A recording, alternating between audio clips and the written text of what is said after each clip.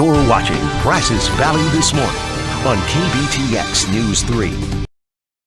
Third-ranked Republican Representative Liz Cheney is staying put. We're not going to be divided, and that we're not going to be in a situation where people can pick off any member of leadership. Cheney holds on to her post in the GOP's House leadership after a secret ballot Wednesday night. Some Republicans had lobbied for Cheney to be removed after she voted last month to impeach former President Donald Trump a second time. We're very candid and honest with each other, but address this as a family and address this as a team, and ultimately finally worked to have a vote where we kept the entire team together. And on Thursday, Democrats are expected to push for a vote on whether to remove Representative Marjorie Taylor Greene from all House committees. The pro-Trump freshman congresswoman from Georgia is drawing heat and support for numerous controversial statements made before she was elected.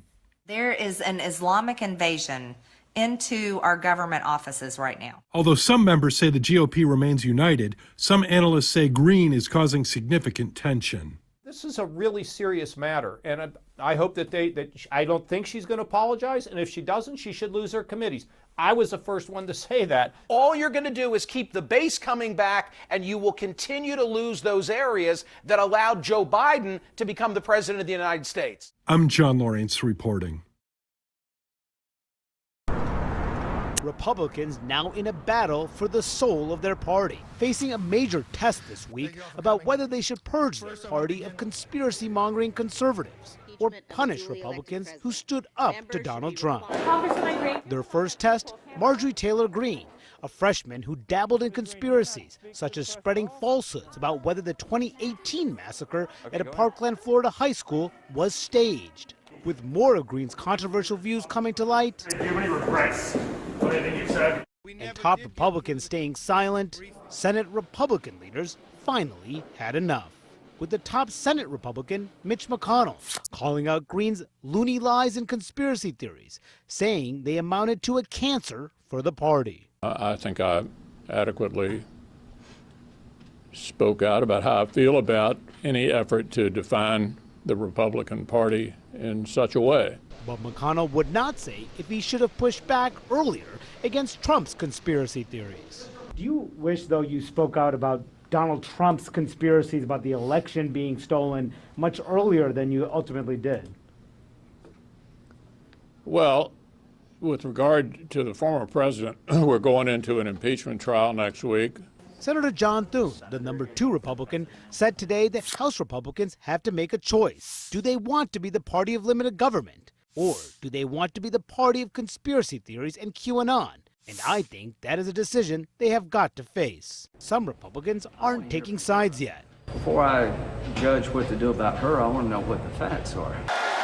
But even close Trump allies said there's no room for Greene's views.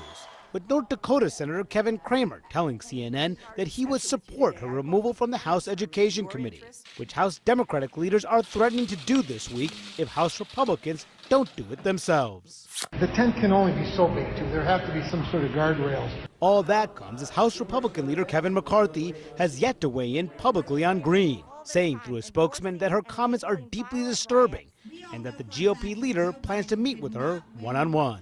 Greene has fired back at McConnell, calling him the real cancer in the party. And she has begun to walk back some of her conspiratorial views, including over the horrific school massacres. It's terrible, the loss that these families go through. As House Republicans deal with one internal battle, another messy fight also taking shape. This over the future of Liz Cheney, the number 3 House Republican, who joined 9 of her colleagues last month to impeach Trump on a charge of inciting the deadly January 6th insurrection at the Capitol.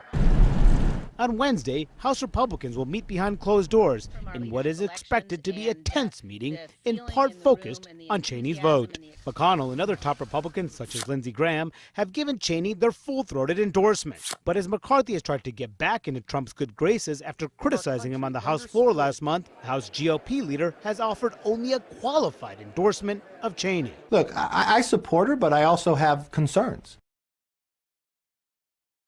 A second stop on a town hall tour of the 14th Congressional District. Newly elected Marjorie Taylor Greene met with about 100 Northwest Georgians in Dalton Wednesday night.